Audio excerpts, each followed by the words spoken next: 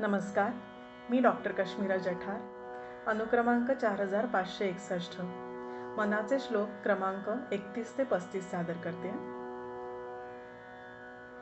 महासंकटी सोडिले देवसेने, प्रतापे बळे आगळा सर्व गुणे, जयाते स्मरे शैल्यजा शूळपाणी, नुपेक्षी कदा रामदासाभिमानी.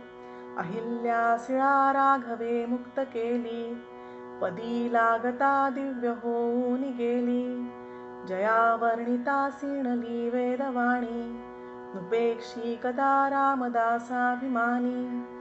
वसे मेरु मांदर हे सृष्टिलीळा, ससी सूर्य तारांगणे मेघमाळा, चिरंजीव केले जनी दास दोन्ही, नुपेक्षी कदा रामदासाभिमानी.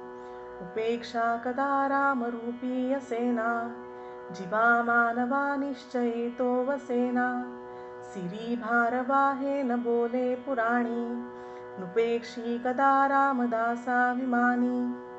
असे हो जया अंतरी भाव जैसा, वसे हो तया अंतरी देव तैसा, अनन्यास रक्षी तसे चाप पाणी, नुपेक्षी कदा रामदासाभिमानी.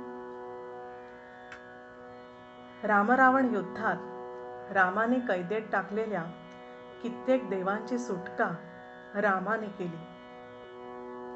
आपले वडील दशरथ यांच्या आदेशावरून ऋषीमुनींना त्यांच्या यज्ञयागात त्रास देणाऱ्या राक्षसांचा सर्वनाश केला.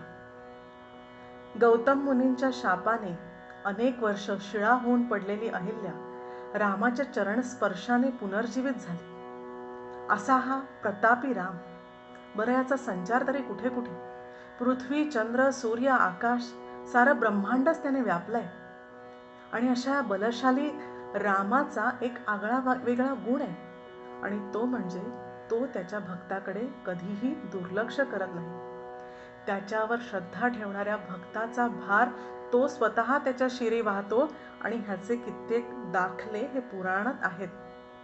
पण मुळात भक्ताकडे तो भक्तिभाव असायला हवा, ती मनोभावी श्रद्धा, तो तीव्र निर्धार असायला हवा.